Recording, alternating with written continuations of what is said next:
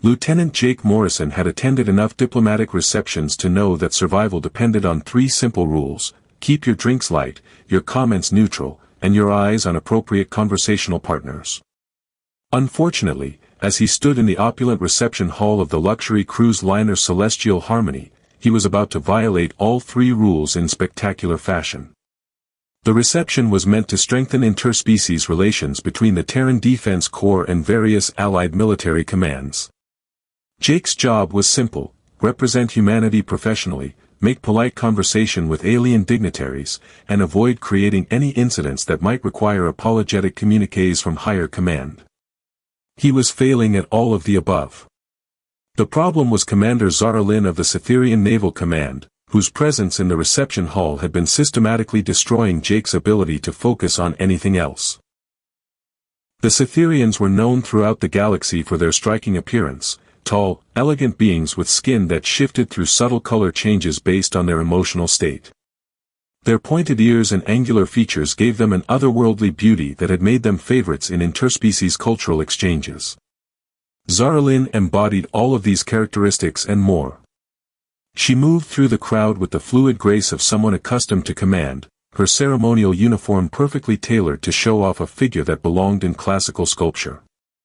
Her skin currently showed the pale blue tones that indicated professional focus, and her silver hair was arranged in the complex braids that marked her high rank. Jake had been trying not to stare at her for the past hour, with limited success. "Impressive display of alien diplomacy, isn't it?" commented Lieutenant Sarah Kim, joining Jake at his position near the observation windows. She followed his gaze across the room to where Zara Lin was engaged in animated conversation with a group of Centaurian trade representatives. "Yeah," Jake replied without thinking, his brain apparently deciding to take a vacation at the worst possible moment. "Especially that Cytherian commander's ass, it's absolutely perfect." The words hung in the air like a plasma grenade with a faulty timer. Jake's brain came screaming back online just in time to register that the conversation around them had died, that heads were turning in their direction, and that he had just committed what was possibly the worst diplomatic faux pas in the history of interspecies relations. The reception hall, which moments before had buzzed with polite conversation in a dozen different languages, fell into the kind of silence that usually preceded court-martial proceedings. Jake could feel the stares of every diplomat, officer, and dignitary in the room boring into him like targeting lasers. "Oh no," Sarah whispered beside him.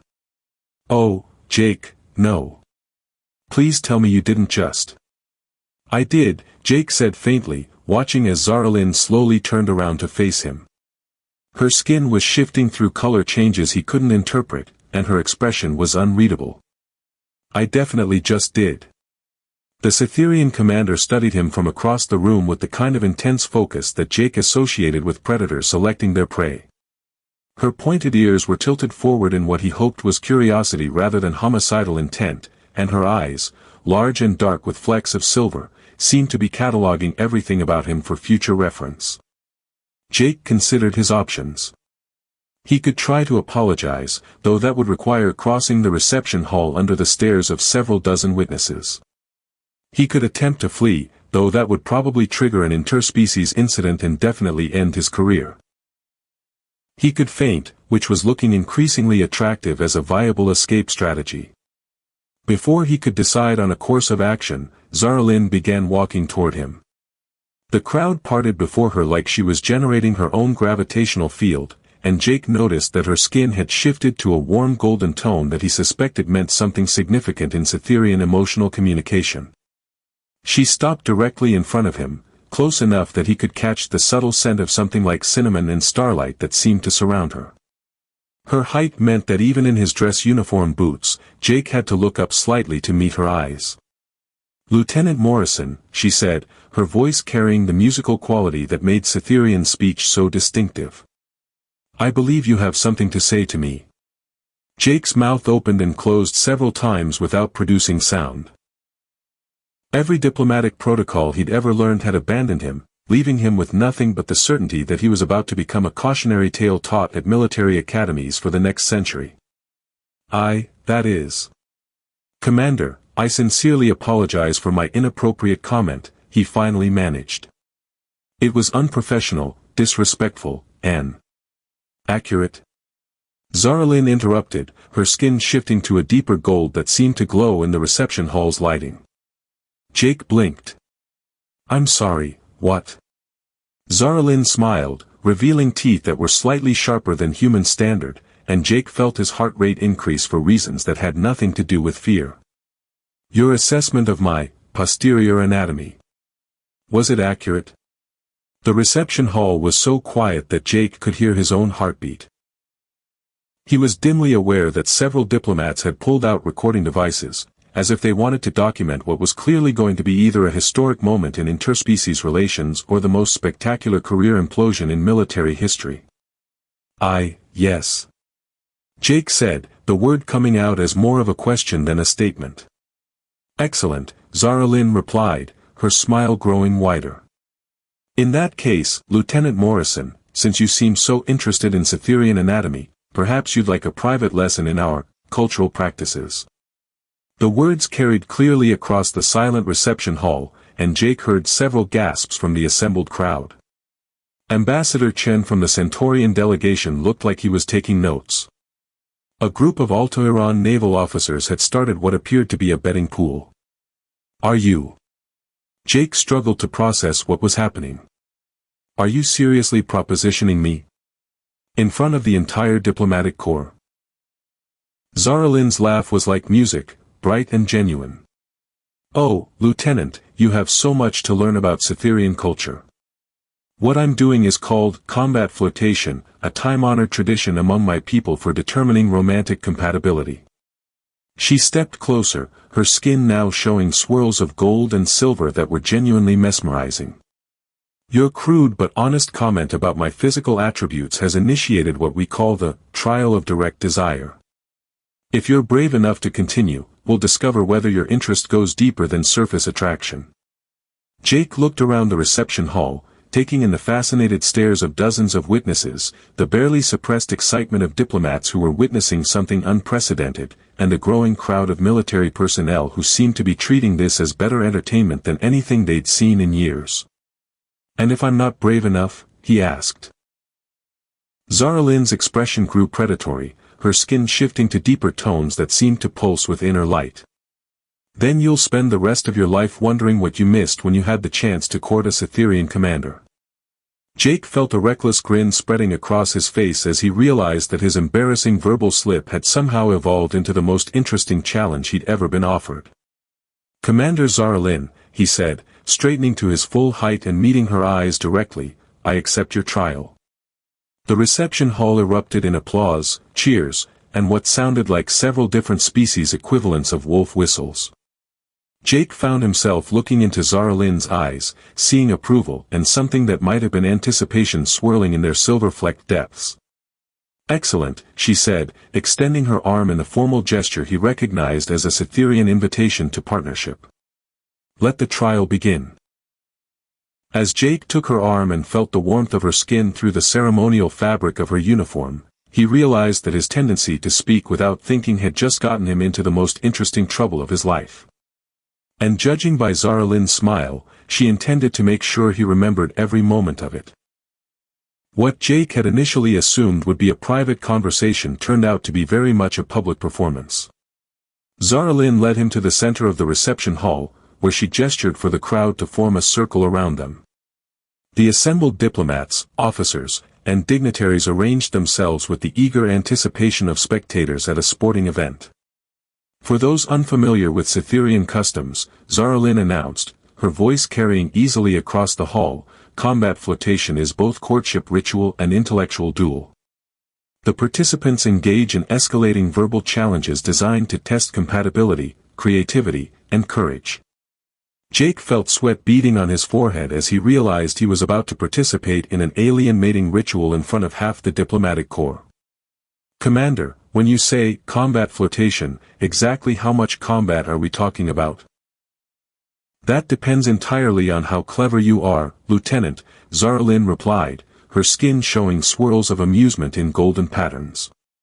The tradition requires that each participant present increasingly bold challenges to their potential partner. Failure to meet a challenge results in elimination. Elimination from the courtship, or elimination in the more permanent sense? Zaralin's laugh drew appreciative murmurs from the Cytherian officers in the crowd. Your species has such dramatic imaginations. No, Lieutenant Morrison, I'm not going to kill you for failing to impress me. Though you might wish I had, depending on how badly you embarrass yourself. Jake looked around the circle of faces, noting that several people were now openly placing bets on the outcome. Lieutenant Kim gave him an encouraging thumbs up, while Ambassador Chen appeared to be live-streaming the event to what Jake hoped wasn't an official diplomatic channel. First challenge, Zaralin said, stepping closer until they were almost touching. Tell me why a human tactical officer thinks he's worthy of a Cytherian commander's attention. Jake felt his mind go blank for a moment, then forced himself to focus. This was just another tactical situation, unconventional, terrifying, and with stakes he didn't fully understand, but still a problem that could be solved with the right approach. Because, he said, meeting her eyes directly, I'm the only person in this room who was honest enough to say what everyone else was thinking. And because I'm apparently the only one brave enough to accept a challenge from the most formidable woman I've ever met. Zaralin's skin shifted to deeper gold tones, and Jake caught approving nods from several of the alien observers. Acceptable answer. Second challenge, what makes you think you could keep pace with someone who commands starships and leads military campaigns? This one was easier. Jake felt his confidence growing as he realized that his military experience was actually relevant to whatever was happening. Because I don't just follow orders, I anticipate them. Because I've never met a tactical problem I couldn't solve, including the one where I have to impress a brilliant commander without making a fool of myself in front of the entire galactic diplomatic community. He paused, then added with a slight smile, also, I've studied Cytherian naval tactics extensively. Your victory at the Deneb engagement was a masterpiece of strategic misdirection that's still taught at the War College. The approving murmur from the crowd was louder this time, and Jake noticed that Zaralin's ears had tilted forward in what he was learning to recognize as pleased attention. Third challenge, she said, stepping even closer, and this one requires demonstration rather than mere words. Show me that you can match my intellectual intensity. Without warning, she began speaking rapidly in what sounded like a combination of tactical analysis and philosophical debate, her words flowing between Standard, Cytherian, and several other languages Jake barely recognized. The challenge was clear, keep up or be left behind. Jake's brain kicked into overdrive, years of tactical training and xenocultural study suddenly proving their worth. He found himself responding to her arguments with counterpoints that drew on everything from human military philosophy to Altaran ethics, matching her rapid-fire delivery with his own stream of analysis and critique. The crowd watched in fascination as the two officers engaged in what appeared to be a real-time debate about military strategy, interspecies relations, and the philosophical implications of command decisions, all conducted at a pace that left most observers struggling to follow the conversation. Impressive, Zaralin said finally, her skin now showing complex patterns of silver and gold that seemed to shift with her emotional state. You may actually be worth the effort required to train you properly. Jake felt a surge of pride at what was clearly high praise from someone whose opinion was beginning to matter more to him than he'd expected. Train me for what, exactly? For being my partner, of course, Zaralin replied as if it should have been obvious. Did you think this was just an evening's entertainment? Combat flirtation is serious business, Lieutenant. We don't engage in it lightly. The implication of her words hit Jake like a tactical revelation. Are you saying that by accepting your challenge, I've committed to something more than just a conversation? Much more, Zaralin confirmed, her smile showing those slightly sharp teeth again. You've entered into what my people call a trial of compatibility. If you pass all the challenges, we proceed to the next phase of Cytherian courtship. Jake felt his mouth go dry. And if I fail? Then you return to your normal duties with an excellent story to tell your grandchildren about the time you almost courted a Cytherian commander, Zaralin said with cheerful ruthlessness. Though I should mention that the failure rate for humans attempting our courtship rituals is approximately 93%. The crowd around them had grown larger, with more officers and diplomats arriving to witness what was clearly becoming the evening's main attraction. Jake caught sight of Admiral Hayes in the gathering, his commanding officer watching with the expression of someone who couldn't decide whether to be proud or horrified. "Fourth challenge," Zara Lynn announced, raising her voice to address the entire assembly. "This one tests emotional courage. Lieutenant Morrison, tell me something true about yourself that you've never told anyone else." The request hit Jake like a tactical surprise, the kind that could win or lose entire engagements depending on how quickly you adapted. He looked into Zara Lynn's eyes, seeing something deeper than mere curiosity, a genuine desire to know who he was beneath the uniform and the professional competence. "I joined the military because I was afraid of being ordinary," he said quietly, his words carrying clearly in the attentive silence. "I wanted to matter, to make a difference, to be someone worth remembering. But until tonight, I never thought I was interesting enough to capture the attention of someone extraordinary." Zara Lynn's skin shifted to patterns Jake hadn't seen before, deep gold shot through with silver spirals that seemed to pulse with inner light. "And now? Now I'm terrified that I might actually be worth your attention," Jake admitted with an honesty that surprised him. "Because that would mean I have something to lose." The response from the crowd was immediate and appreciative. Even the alien dignitaries who didn't fully understand human emotional expressions seemed to recognize the significance of what Jake had revealed. Zara Lynn stepped forward until they were almost touching, her voice dropping to a tone that somehow still carried to every corner of the hall. "Fifth and final challenge, Lieutenant Morrison. This one determines whether you have the courage required to be my partner in truth rather than merely in ritual." She gestured toward the reception hall's exit, toward corridors that led to private areas of the cruise ship. "Accept my invitation to continue this conversation in private, knowing that what happens next will define the rest of both our careers. Or decline gracefully, with honor intact and no shame attached." Jake looked around the circle of faces, taking in the expectant expressions of dozens of witnesses who were clearly hoping for a dramatic conclusion to the evening's entertainment. Then he looked back at Zara Lynn, seeing in her eyes something that went far beyond cultural performance. "Commander," he said, offering her his arm in what he hoped was the appropriate formal gesture, "I would be honored to continue our conversation in private." As they walked toward the exit together, Jake could hear the eruption of applause, cheers, and what sounded like several different species placing final bets on the outcome. But all of that faded into background noise as he focused on the woman beside him, whose skin was now showing colors he was beginning to understand meant anticipation mixed with something that might have been hope. Whatever was about to happen in private, Jake realized, would either be the most incredible night of his life or the most spectacular failure. Either way, he was committed now, to the trial, to Zara Lynn, and to discovering whether courage could bridge the gap between species, cultures, and two people who were both terrified of being ordinary. The observation deck of the Celestial Harmony offered a panoramic view of the stars, the vast emptiness of space broken only by the distant glow of nebulae and the running lights of escort vessels maintaining protective formation around the cruise liner. Jake stood at the viewing port beside Zara Lynn, both of them having shed the performance aspects of their public interaction for something more genuine and infinitely more dangerous. "So," Jake said, breaking the comfortable silence that had settled between them, "how badly did I embarrass myself back there?" Zara Lynn's laugh was softer than it had been in the reception hall, more intimate. Her skin had settled into a warm golden tone that seemed to glow in the starlight. "Actually, you performed better than most Cytherians would have in their first combat flotation.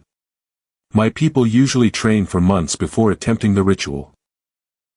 Your people usually don't accidentally initiate it by making crude comments about anatomy in front of the diplomatic corps," Jake pointed out. "True," Zara Lynn agreed, turning to face him fully. "But that's what made it interesting. Genuine spontaneity is rare in formal courtship. Most attempts are so carefully planned and rehearsed that they lose any real meaning." Jake studied her profile in the starlight, noting details he hadn't been able to see clearly in the crowded reception hall. Her pointed ears were delicately shaped, currently tilted in a way that suggested relaxed attention. Her silver hair caught the light in ways that seemed almost luminescent, and her angular features held a beauty that was both alien and somehow familiar. "Can I ask you something?" he said. "When I made that comment, which, for the record, I am still mortified about, were you actually offended, or were you just intrigued?" Zara Lynn considered the question seriously. "Both, initially. The crude nature of your observation was jarring, but the honesty behind it was refreshing. Most humans I've encountered in diplomatic settings are so careful to avoid acknowledging physical attraction that they become almost sexless. You, on the other hand, clearly have no filter between your thoughts and your mouth." "I'm working on that," Jake said ruefully. "Though apparently not very successfully." "Don't work too hard on it," Zara Lynn replied, moving closer to the viewing port. "Cytherians value directness. We find the human tendency to talk around subjects rather than addressing them directly to be frustrating."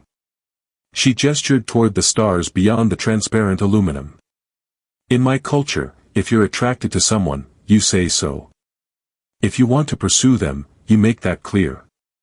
If you're interested in a permanent bond, you don't waste time with subtle hints and coded language." Jake felt his heart rate increase. "And when you said I'd entered a trial of compatibility, how serious were you being?" "Completely serious," Zara Lynn said, turning to meet his eyes directly. "Combat flirtation isn't a game, Jake. It's how Cytherians determine whether two people have the intellectual, emotional, and cultural compatibility necessary for a successful partnership." "Partnership as in?" "As in the kind of bond that lasts a lifetime," Zara Lynn said simply. "We don't engage in casual romantic relationships. When Cytherians choose a mate, we choose for permanence." The weight of that statement settled between them like a gravity well. Jake found himself reassessing everything that had happened in the reception hall, realizing that what he'd thought was flirtation and performance had actually been something much more significant. "Zara Lynn," he said carefully, "I need you to understand that when I made that comment, I wasn't trying to initiate anything permanent. I was just admiring the view, if you'll forgive the expression." "I know," she replied with a smile that seemed to hold depths he was still learning to read. "That's what made it genuine. You weren't trying to impress me or manipulate me or position yourself for some advantage. You just saw something you found attractive and said so, without calculation or artifice." She moved closer, close enough that he could feel the warmth radiating from her skin. "Do you know how rare that is, Jake? How unusual it is to encounter someone who responds to attraction with simple honesty rather than strategy." Jake felt himself being drawn into depths he hadn't expected. "And now? What are we doing now?" "Now we're discovering whether that initial honesty can develop into something deeper," Zara Lynn said. "Whether you're interested in me as a person, or whether your attraction was purely physical." "It wasn't," Jake said without hesitation. "I mean, it started that way. I'd have to be blind not to notice that you're beautiful.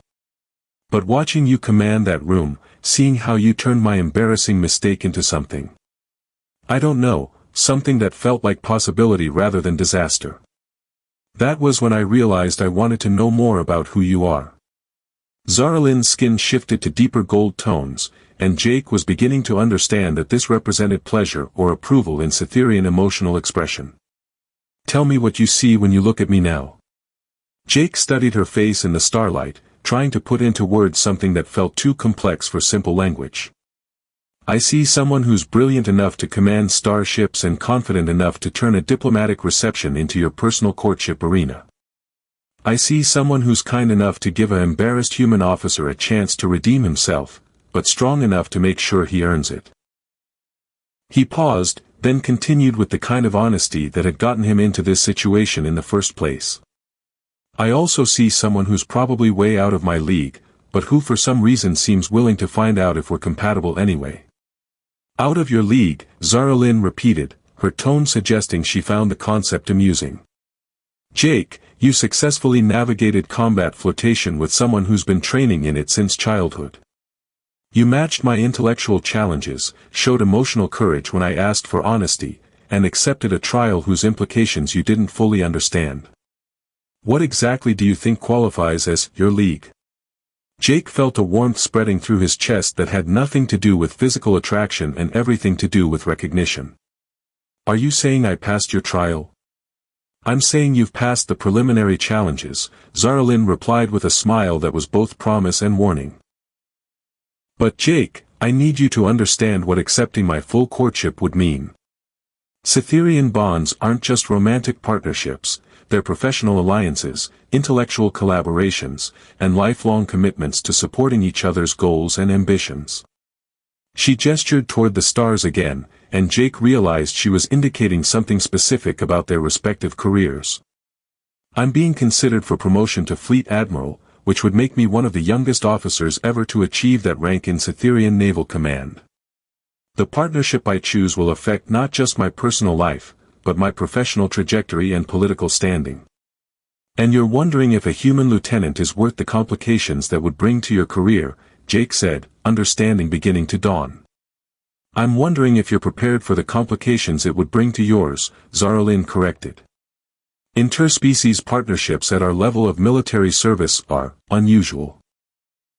There would be scrutiny, political considerations, cultural challenges that neither of us has experienced navigating. Jake looked out at the stars, thinking about everything that had brought him to this moment, his fear of being ordinary, his desire to matter, his growing fascination with the extraordinary woman beside him who seemed to see possibilities where he saw only complications. Zaralyn, he said finally, 6 hours ago, my biggest concern was avoiding embarrassment at a diplomatic reception.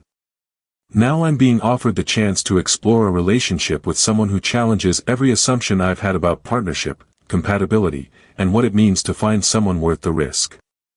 He turned to face her fully, meeting her eyes with the same directness she'd shown him.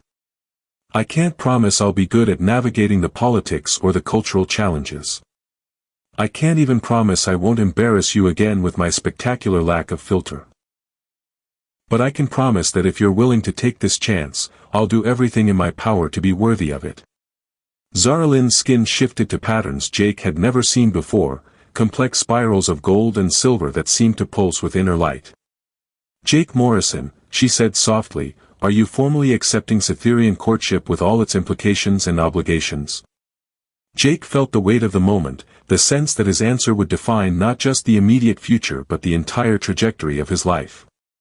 Yes, he said simply. I am. When Zaralyn kissed him, her lips warm and soft against his, Jake realized that his tendency to speak without thinking had just gotten him into the most wonderful trouble of his life. And judging by the way her skin was glowing in patterns that seemed to reflect starlight itself, she intended to make sure neither of them ever forgot how it all began.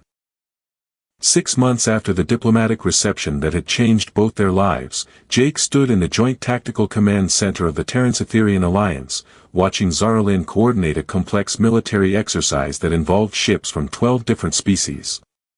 Her promotion to Fleet Admiral had come through 2 months earlier, making her the youngest officer in Cytherian history to achieve that rank, and Jake had never been more proud of anyone in his life.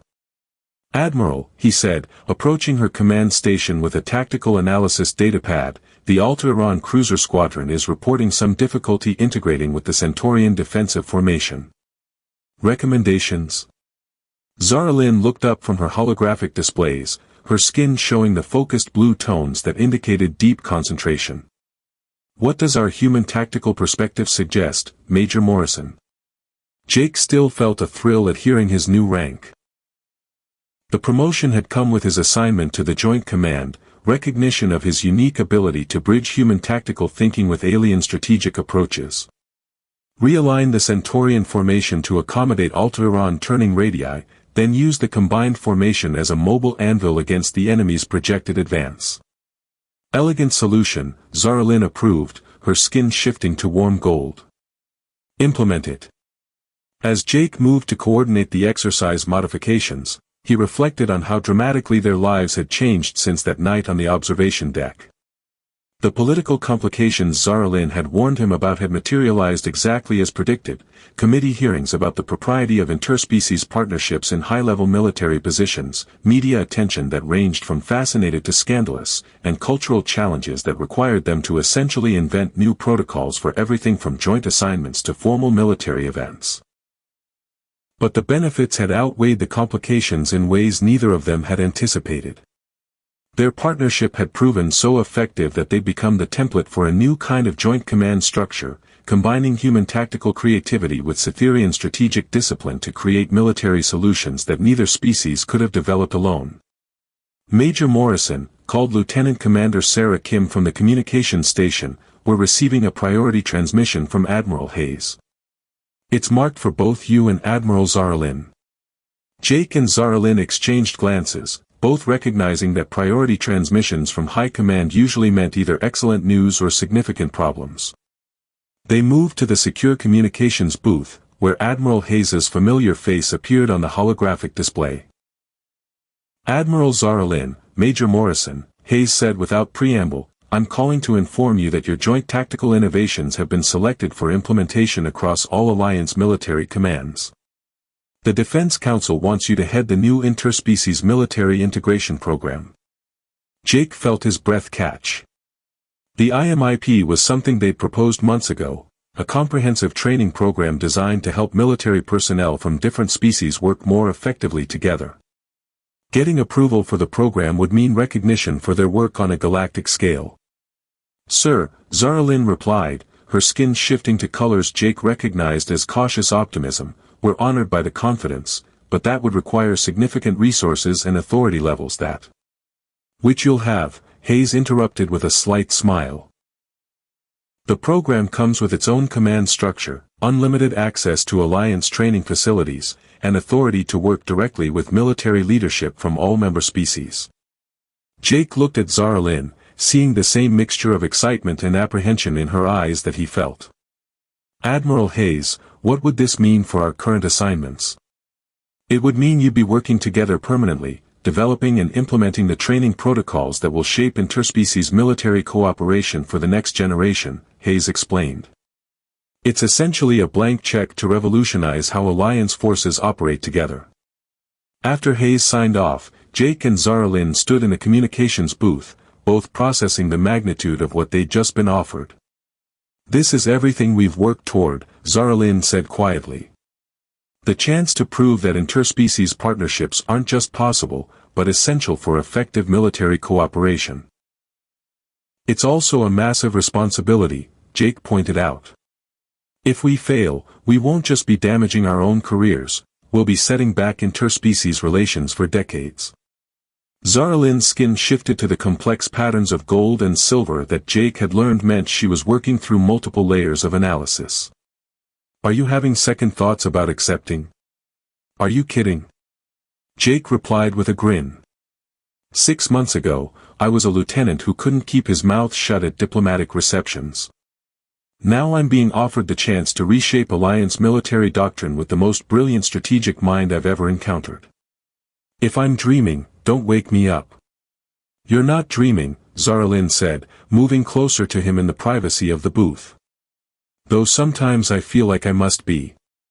When you made that ridiculous comment about my anatomy, I never imagined it would lead to this." She gestured at the tactical displays visible through the booth's transparent walls, indicating not just their current command center but everything they'd built together.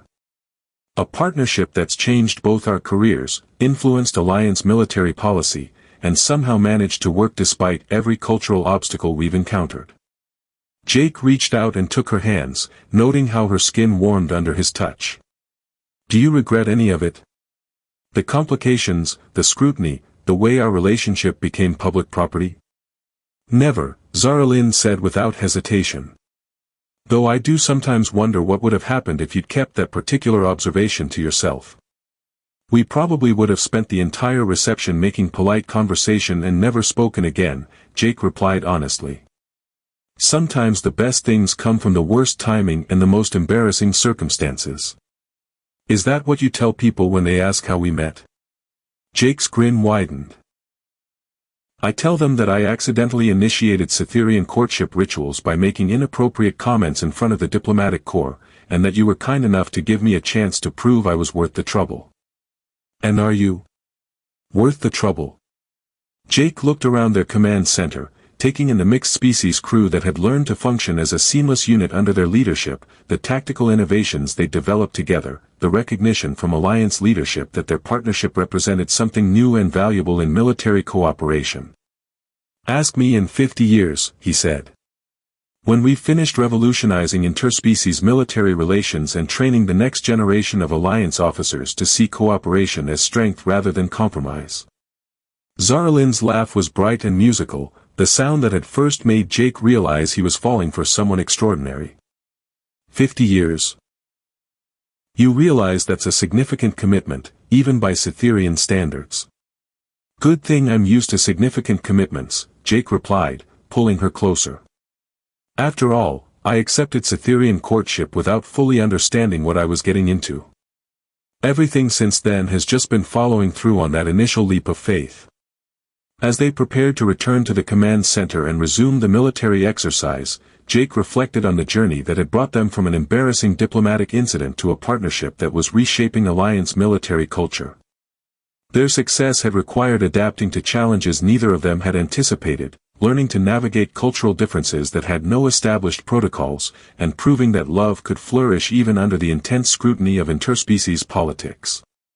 Jake, Zaralin said as they reached the entrance to the command center, there's something I've been meaning to tell you. What's that? Her skin shifted to the warm gold patterns he'd learned meant affection mixed with mischief. That comment you made about my anatomy? You were right. It is absolutely perfect. Jake burst into laughter, drawing amused looks from their mixed-species crew. Admiral, you realize that if anyone overheard that, we'd have another diplomatic incident on our hands. Let them over here, Zaralin replied with the confidence of someone who had learned to turn potential disasters into opportunities. After all, it worked out so well the first time. As they returned to their duties, coordinating the complex dance of ships and strategy that had become their specialty, Jake marveled at how dramatically his life had changed because of one moment of unfiltered honesty. He'd learned that sometimes the most embarrassing mistakes could lead to the most rewarding outcomes, that courage could bridge any cultural gap, and that finding someone who challenged you to be better than you thought possible was worth any amount of public scrutiny or professional complication. The interspecies military integration program would launch in 3 months, with Jake and Zaralin at its head. They would train thousands of officers from dozens of species, developing new protocols for cooperation and understanding that would influence Alliance military policy for generations. Their partnership had become proof that differences in species, culture, and background could be sources of strength rather than barriers to overcome. And it had all begun with an accidentally honest observation about a Cytherean admiral's posterior anatomy, delivered at the worst possible moment to the best possible audience. Some stories, Jake reflected as he watched Zaralin coordinate the final phases of their tactical exercise with the kind of brilliant competence that still took his breath away, began with embarrassment and ended with transformation. The trick was having the courage to see opportunity in disaster and the wisdom to recognize when someone extraordinary was offering you the chance to be extraordinary alongside them. In the end, that was what made their partnership work, not just the professional compatibility or the personal attraction, but the shared understanding that the most important victories were won not through perfect execution, but through the willingness to take risks, make mistakes, and learn from both with someone who believed in the same impossible possibilities.